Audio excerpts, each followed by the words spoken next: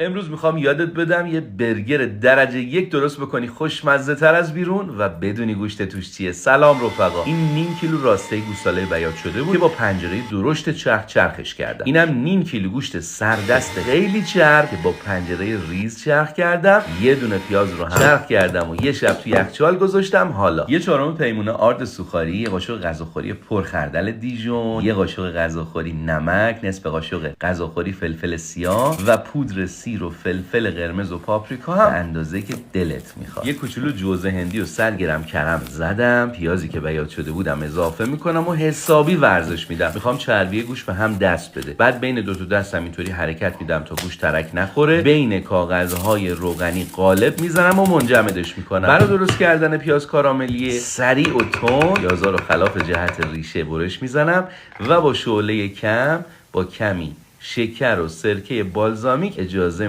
میدم تا نرم بشن و رنگ بگیرن. این روش درو بود که بهت گفتم. و اما سس این برگر جذاب: مایونز، کمی خردل، یک کوچولو آب لیمو ترش تازه، سس فلفل، پیازچه یا پیاز، اینم کیپرز، کاپاریس یا به فارسی خودمون کبر هست، یک کمی جعفری، نمک و فلفل با هم ترکیبش میکنیم. این سس کنار برگر محشر میشه. حالا بعد از یکم اتوار بازی با سیب زمینی ها خوردشون میکنیم با یه مقدار روغن زیتون، نمک و فلفل و پودر موسی رو یه کوچولو رزماری و پاپریکا مزه‌دارشون میکنیم و میریم سراغ دستگاه جدید من، ایرفرایر نوتریکوک، که این یکی هم توپلتر و گونده تر و جادارتره، هم برنامه‌های پختش کاملتر و هم گریل داره. با کمک ایرفرایرش سیب زمینی ها رو تو کسری از ثانیه اینطوری خوشگل میکنم. حالا آبو میذارم جوش بیاد، یه کوچولو سرکه و نمک هم توش میریزم. قارچایی که با دستمال تمیز کردم رو ورقه میکنم و توی این مخلوط میریزم و بلانچ میکنم و بعدم میبرمش توی آب و یخ. اینطوری هم خوش رنگ میشن و هم ضد عفونی.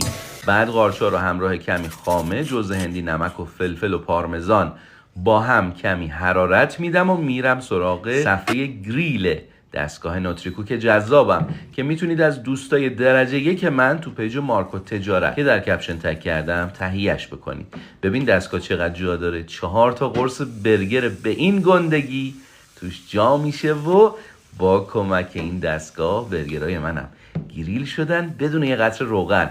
نونا رو هم یک کمی سس میزنم، کاهوی فرانسوی، چند ورق گوجه که باید نازک باشه، یه کوچولو هم خیارشور که تو ساندویچای ایرانی نمیشه ازش گذشت، قرص برگر، کمی سس قارچ و خامه، یه قرص برگر دیگه پیاز کاراملی کنار اون سیب زمینی جذاب محشر میشه. نوش جان.